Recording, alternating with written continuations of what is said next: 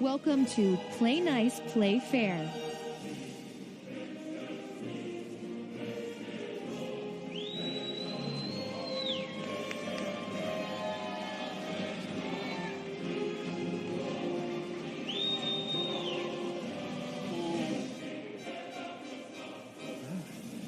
All right, welcome everyone. We're really excited you could join us today to learn more about how we're using technology, things like machine learning and smarter social system to empower you, the players, to experience a play nice, play fair experience in our games. So first, let me introduce myself as well as my fellow panelists. My name is Jared Doherty. I lead the Player Behavior Insights team here at Blizzard, as well as being Blizzard's steering committee member for the Fair Play Alliance. Some of you may know about this organization, but it's over 100 gaming and entertainment companies who've come together to committing to drive positive change in online environments. I'm also joined by Eileen Payne, who is our Senior Director of Global Customer Service Operations, and she's leading our player behavior initiatives for customer service and product support. We're also joined by Scott Mercer, who is a Principal Designer and one of the leaders of player behavior initiatives for Overwatch team. We're also joined by Sam Park, who is a senior producer and one of the leaders of player behavior initiatives for Heroes of the Storm. And of course, last but certainly not least, J. Allen Brack, obviously president of Blizzard Entertainment. So thank you all so much for joining us, both out there in the audience as well as at home watching on the virtual ticket. Play nice, play fair really means a lot to us at Blizzard. I mean, it's literally written in stone and iron in our courtyard at the Orc statue. But beyond that, we are all passionate gamers at Blizzard. And it's not just a core value. It's something we hold very near and dear to our hearts. Blizzard has traditionally kept a lot of the details around these player behavior systems behind the scenes. But with our involvement in the Fair Play Alliance, we wanted to pull back that curtain a little bit and share with you guys some of the really amazing things we've been doing over the last couple of years. Today, we want to first talk a little bit about each of our roles, why this topic inspires us, some of the history around these efforts, share some of the things that we've been doing in the last year, both player-facing and behind the scenes, as well as how they're working, and then wrapping it up at the end with some of the things we've got planned for the future. So without further ado, let's dive in. Jay, first question's for you. Why don't you just tell us what Play Nice, Play Fair means to you and to Blizzard? You know, I think all of us are players of our games, and so this is a topic that's near and dear to us. You know, like Jared said, it's not only one of our core values, but it's something that we feel like is just right for all of our products because we all experience a lot of the same things that our players do. You know, Mike's vision for, you know, kind of a collaborative and inclusive culture that is kind of genuine and nice to each other has really influenced a lot of us here. We really want everyone to have just the most positive experience that they can, which is sort of free from harassment and free from abuse, no matter who is playing and what kind of their experience it is. You know, we don't really want to be super heavy-handed. You know, a lot of us have worked on World of Warcraft and other games over the years and experimented with different types of penalty systems. But it is important to kind of keep moving forward and keep taking steps to make great decisions on how to keep the gaming experiences the best and most positive they can be. I'm super proud of the work that we've done over the years and a lot of the work that this group has kind of done. They really represent a lot of the various disciplines that have been involved in the various games across all of our efforts in this area. And we've invested a lot of time and energy into different types of systems in recent years. And, you know, really happy to be here to talk with you about what those efforts are and what they've led to. Yeah, no, we really appreciate your support, Jay. And I've actually got a story for you guys to kind of highlight how much this means to Jay, and I hope you're okay with me telling this. But there was this big meeting, I don't know, probably about a year ago at this point, where we were all up in the big Blizzard boardroom presenting to the leaders of the company. Me and my team were presenting our plan for how we can use technology, things like machine learning, to more empower our player communities to fight and prevent these disruptive behaviors. And I remember I was wrapping up the presentation, looking around the room, seeing very encouraging nods and smiles, but, you know, very controlled. And then I remember as I was panning the room, I got to Jay, and Jay, being the big personality that he is, just emphatically pretended to pull out his wallet, open it up, take money out, and put it on the table. So there was no question that we had Jay's support on this effort. So thank you so much for that, Jay. We have a lot of big meetings at Blizzard, and you know, this is one that I think is, you know, like I said, for any of us who have spent time in online communities and online games, you know, you can clearly see the value of spending time and energy on making your gaming experience better. And that's what Jared and his team are really doing. So before we can talk too much about what we're doing today, I think it's important to revisit the history and talk a little bit about how we got here.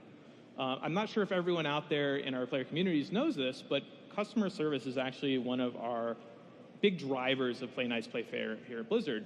And Eileen has been a huge part of these efforts and is a huge supporter of these and has really helped us get to the next level. Maybe we can start by having you share what Play Nice, Play Fair means to you, as well as why these efforts are so important.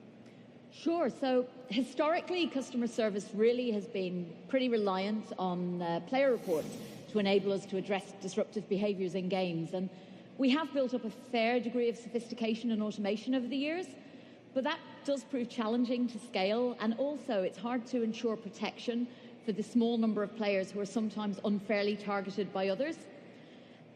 We found we were having similar conversations about these challenges with people like Sam and Scott from the other various game teams.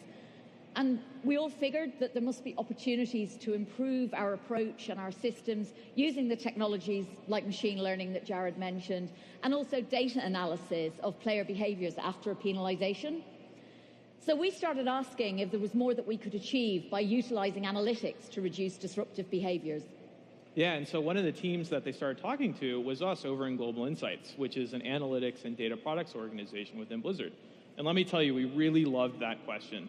We ran with it, and it quickly became a corner-of-the-desk passion project for a few of us between Global Insights, customer service, as well as the game teams.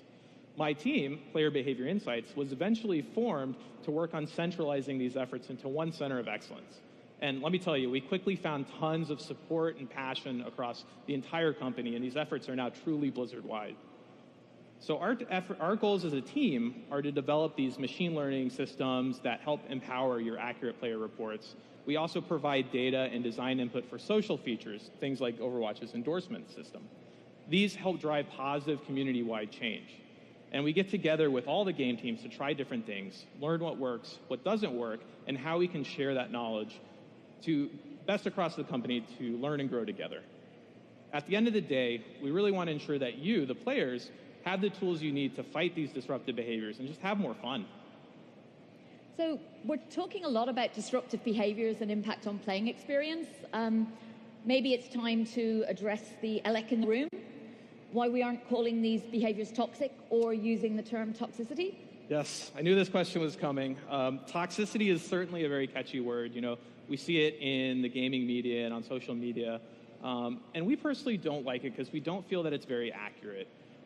It's an ambiguous and often charged term that can mean very different things to different people. And so that makes it really difficult to use in any sort of serious discussion around the topic.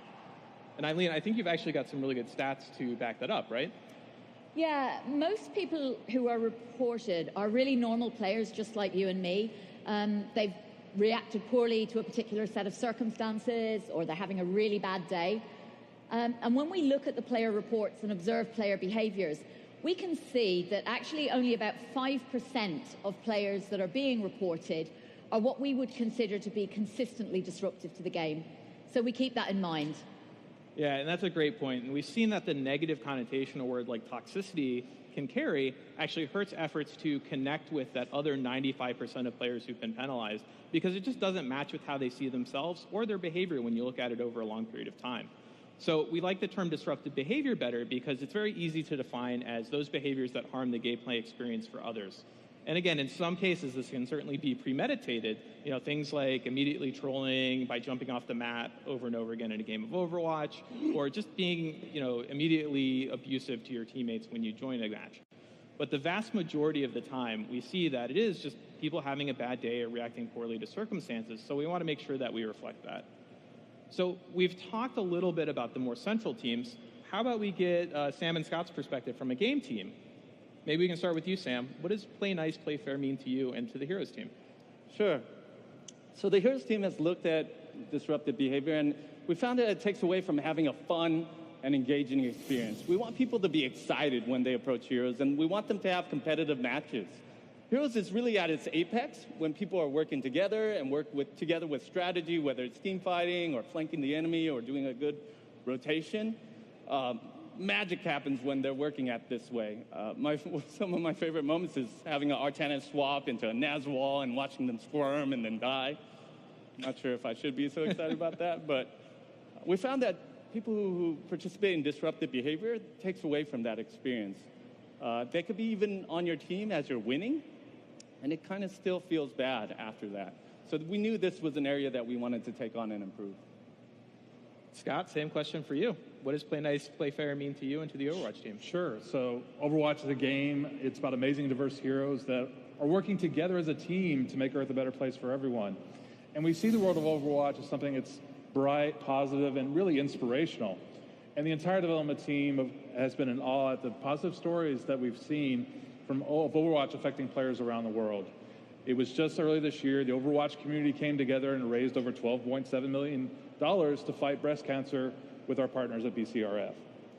So we read stories on our forums or we see it on social media from players who've experienced disruptive behavior while playing Overwatch, or we see it firsthand when we're playing Overwatch. It's really super concerning to us. So we asked the same kind of question that you hear others asking up here. Hey, are we doing enough to make playing Overwatch a more fun and engaging experience? And the answer is we could absolutely do more. So we too started a small focused team working on these kind of behaviors specifically within Overwatch. So we teamed up with Jared, we teamed up with customer service, the researchers and data scientists, and there's other groups across Blizzard who are really jazzed to help us work through this issue.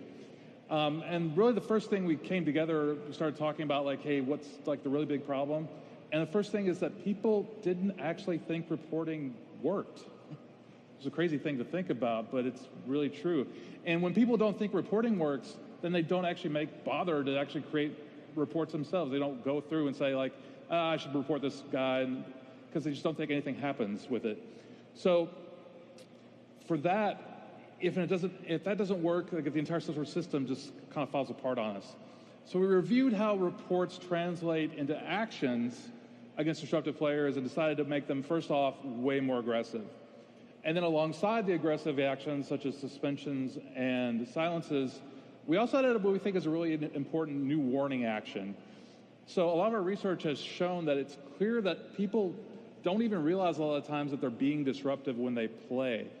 And we put this warning in to give those players the opportunity to change their behavior for the better, and that's our real goal with these systems. Now, there's some players who don't want to change their disruptive behavior. They just want to see the world burn. And for the worst of the worst, we decided to ban them all.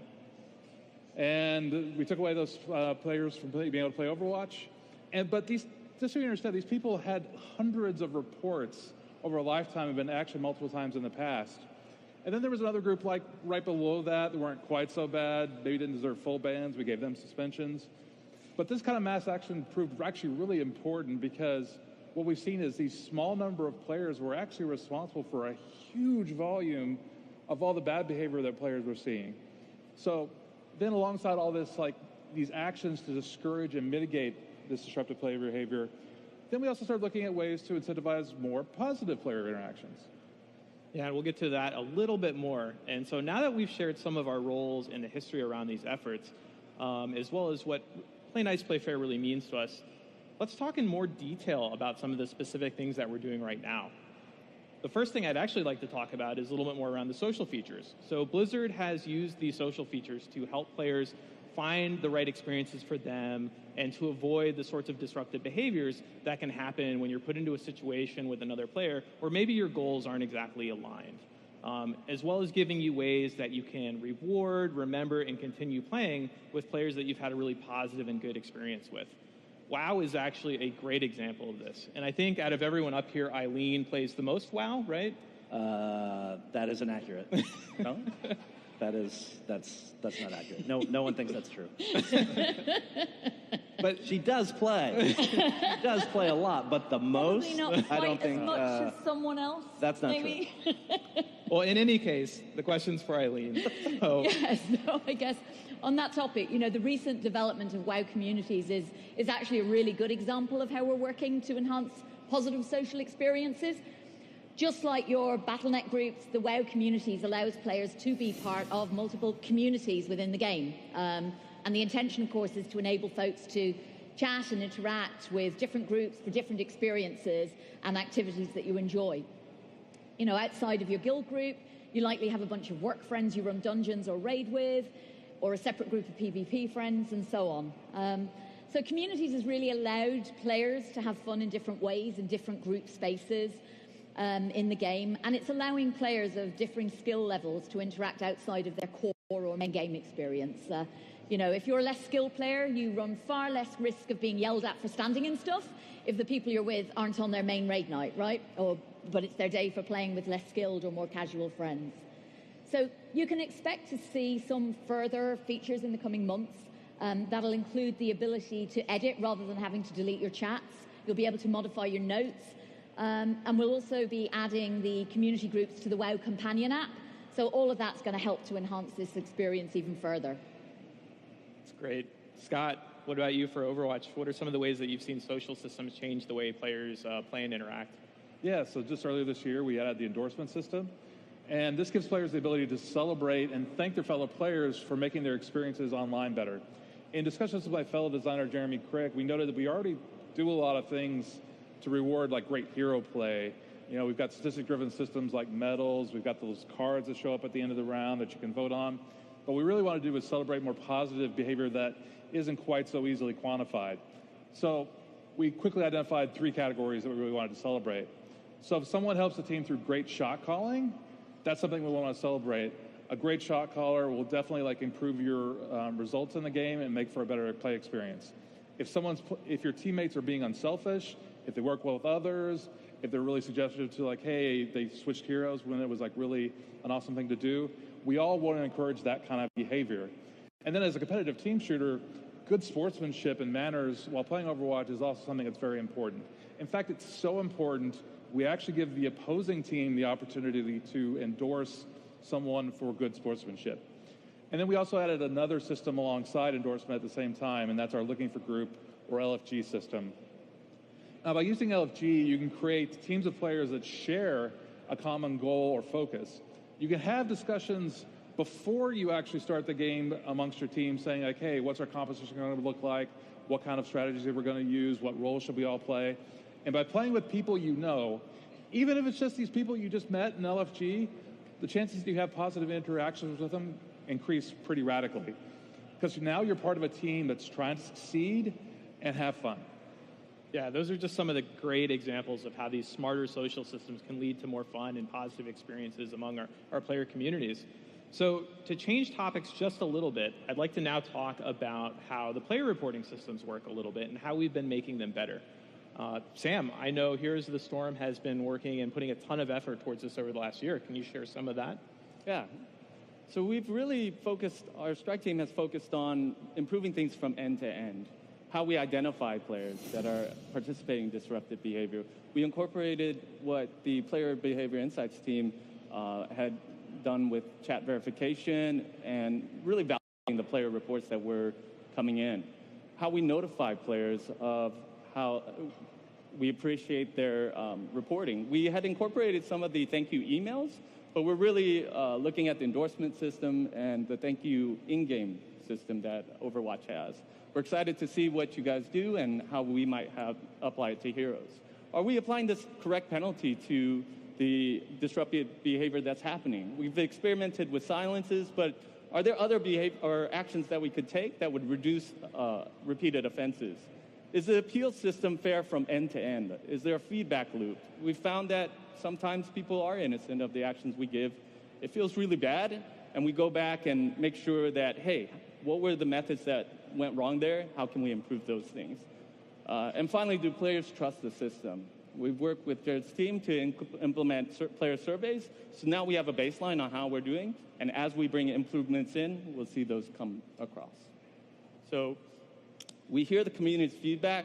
It's an iterative process, but we are committed to quality. So please continue to share your feedback through the report systems and post on the forums, and we'll hear it.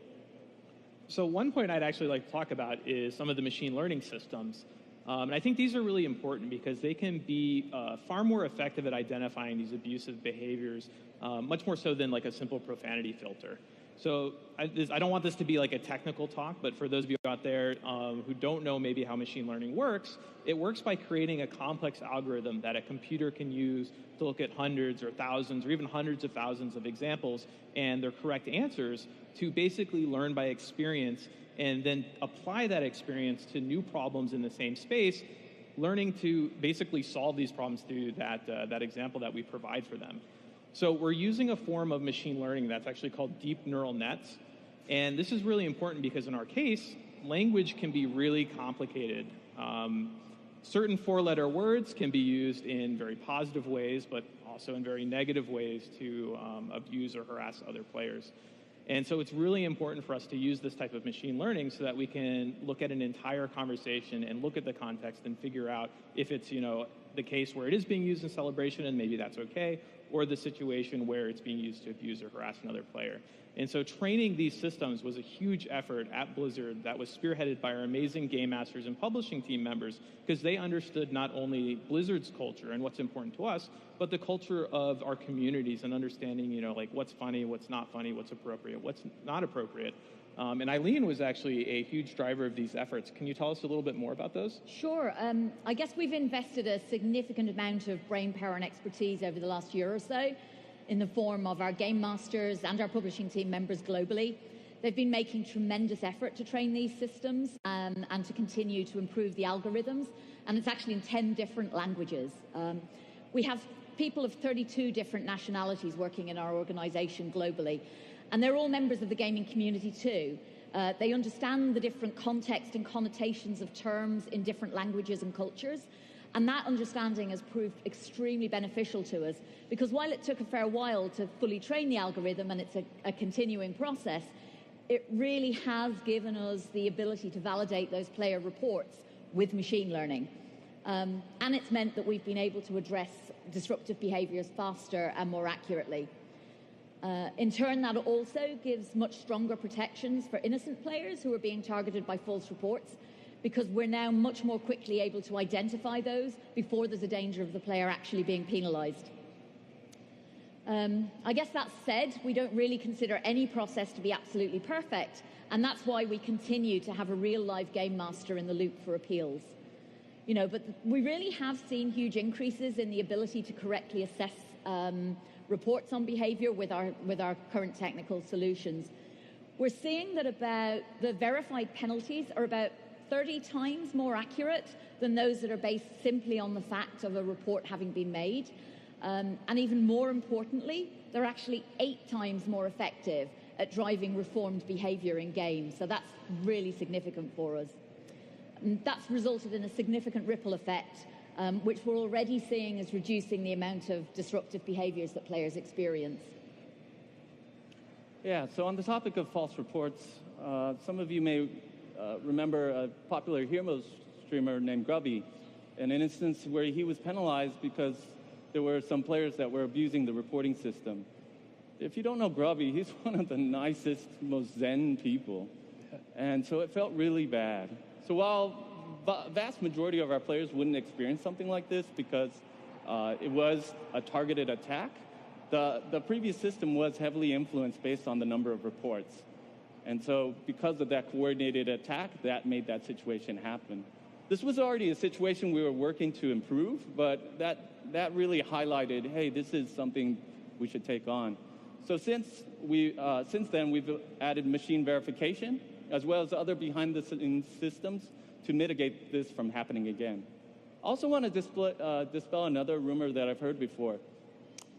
Some people say, hey, if I play more, I'm more likely to get penalized, provided that's really not true, provided you're not disruptive. I play with my Blizzard and non-Blizzard friends, and we have thousands of games between us, and that's something that we really don't worry about.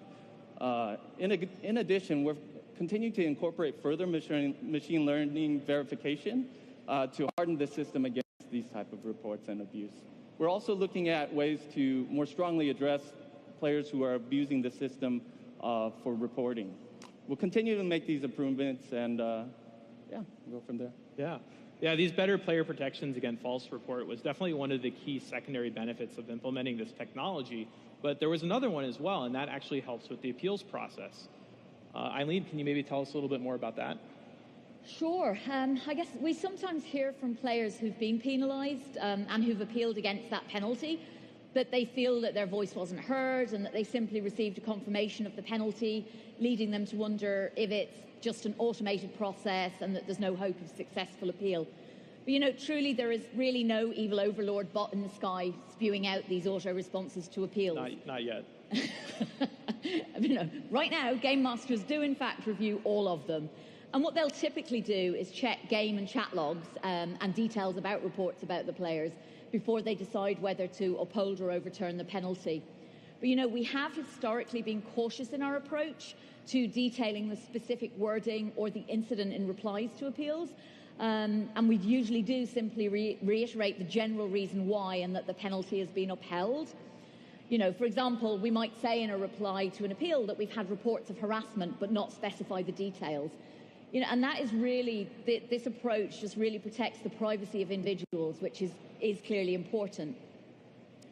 But I guess that said, we do understand the frustration that someone feels if he genuinely had no idea what they said or did to disrupt or offend in game. So we do have a lot of efforts afoot right now to enable us to be more transparent on the what as well as the why, to help players understand better how to engage more positively with each other. And using our technology and the machine learning has really helped us to identify those specific instances.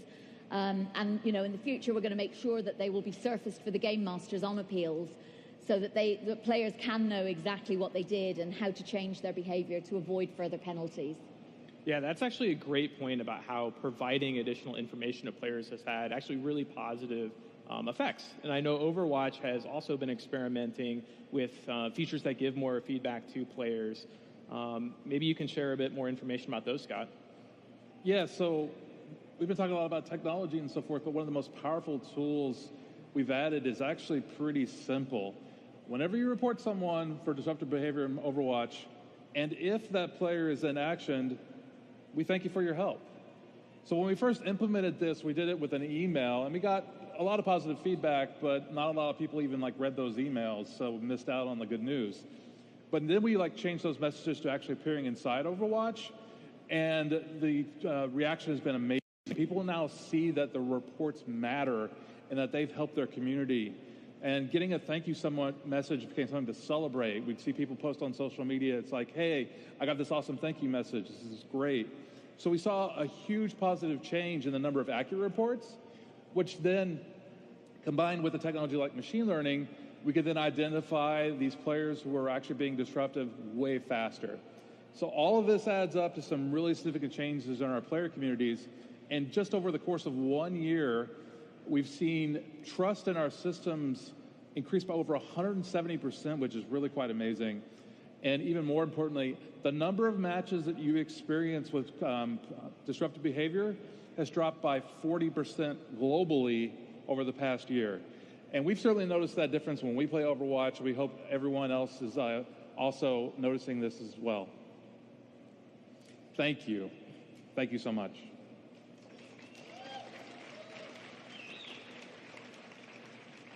So Overwatch has definitely been one of our earliest partners in implementing a lot of these, player-facing social systems, in-game feedback messages, as well as behind-the-scenes technology like these machine learning systems, and they've certainly seen the impact.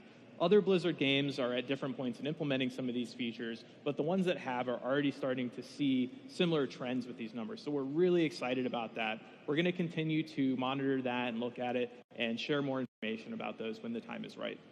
So I think that covers most of what we're currently doing. Let's talk a bit about what's coming next. Why don't we just go around everyone up here, starting with you, Jay.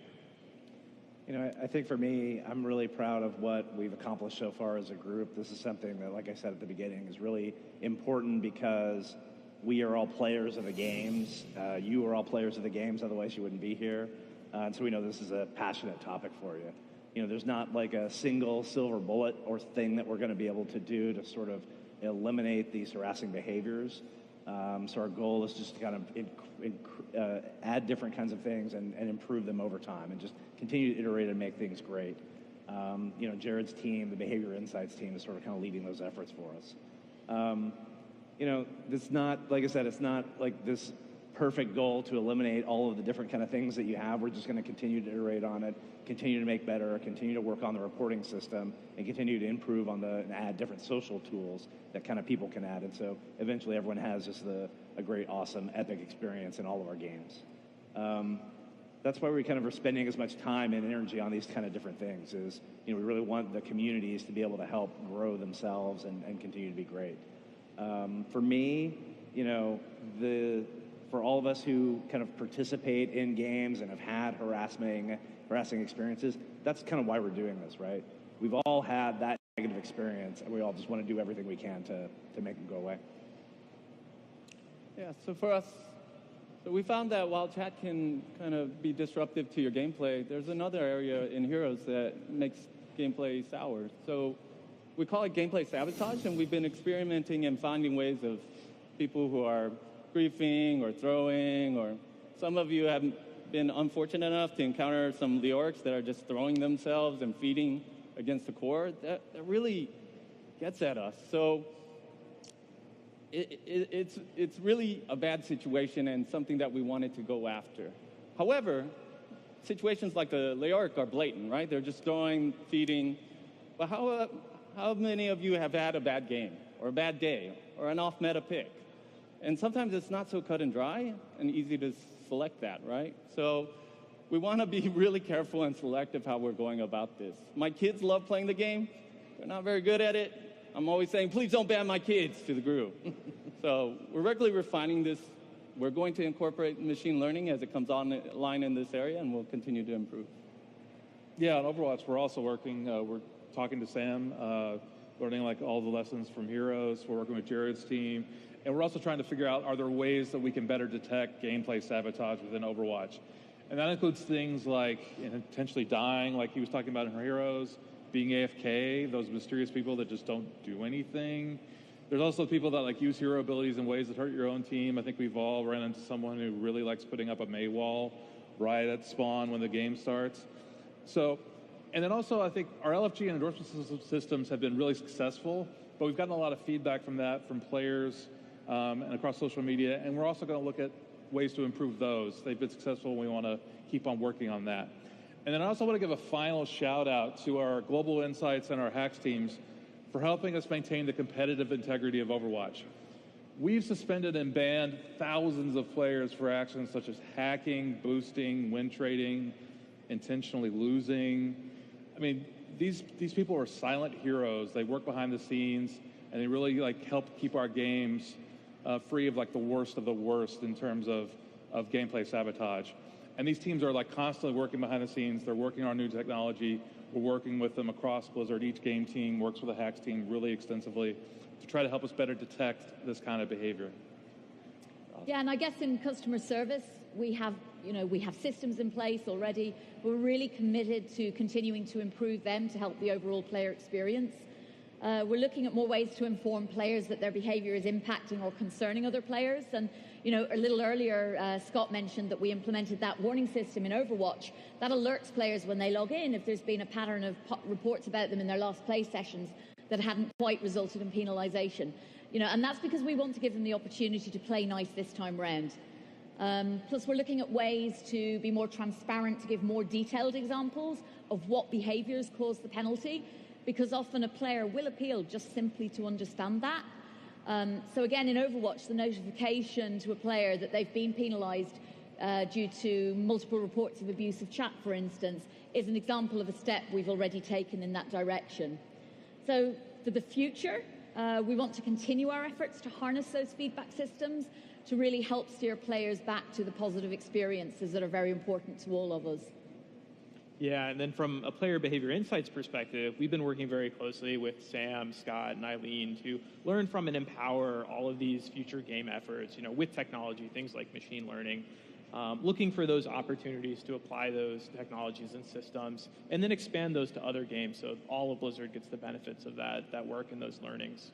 There's a lot going on behind the scenes right now, all across Blizzard in this area, and like Jay said, this is a huge priority for us here at Blizzard, so we're really excited to be working on it. On the specific report verification side, we've also been looking at ways that we can better identify instances of targeted harassment and hate speech so that we can potentially treat those a little differently than someone just getting a little too heated at a teammate in a match of Overwatch. Because we know that's really bad. Like, that feels really bad. We don't want anyone to be experiencing stuff like that in our games. And we know we've seen there's some very simple bag-of-word approaches out there in other games and other industries that are based on lists of words and their common misspellings. And we've seen some other games that have implemented systems like this, but we've seen ways that those have been circumvented and have been abused to punish players who are potentially innocent. And we think that there's an opportunity there where we can do much better with machine learning. Another thing is that we want all games to be inclusive places that everyone can connect and play and enjoy their experiences, not just Blizzard games. So to support this, we've committed to sharing our results and learnings with organizations like the Fair Play Alliance, as well as learning as much as we can from the other member organizations, because this is a problem that is much bigger than just any one company. So we're really excited about those efforts and what we can learn and share with the rest of the industry. So I know we're nearing the end of our time. So I wanted to just once again thank everyone out there, both in the audience here as well as at home on the virtual ticket, for joining us to learn more about how we're using this technology and social features to empower you, the Blizzard players, to just have the best and most fun experiences ever. You all tuned in because this is super important to you. And what you're probably wondering is, what is the biggest thing that we can do as players to help drive these efforts forward and help us fight these disruptive behaviors? And the answer here is simple. Keep making those reports when you see these disruptive behaviors. A lot of the times, and again, this is somewhat fortunate, a lot of these behaviors are pretty uncommon. But that makes our job really hard because we are looking for basically needles in a haystack. So when you make those reports, it gives us really valuable data towards finding these behaviors and training our technology and our systems to identify and prevent these things in the future. So I promise you, because I see the data, all your reports really do matter. So please keep putting those in. So I think that's all we've got. Do you have any closing thoughts for us, Jay? I think I've kind of reiterated that this is a really important issue to me. I think, but we all want everyone to have just an awesome experience when they're playing games. That's a place that's sort of free from abuse, free from harassment, free from other kind of disruptive behaviors. And I really want all of the games that we have to be empowered with this technology to allow this kind of effective policing to kind of work. We're going to continue to invest in the tech that Jared and his team have kind of worked on. We're going to continue to empower the things that you guys need in order to help make your gaming communities the best they can be. I think the stuff that's happened across all of our games with the work that Jared and the rest of the teams have done have really made a huge, meaningful difference in what we're doing. And we're going to continue to work on it, so that every time you have a chance to play a Blizzard game, you have a chance to have an awesome experience. Because we are all you. We are you. We are we are players. You are players. We all play these games together. So, do what you can to do your part, to do the reports, so that we can improve on the technology and make it a great experience. All right. Thank you. Thanks, guys. Thank you. Thanks, guys.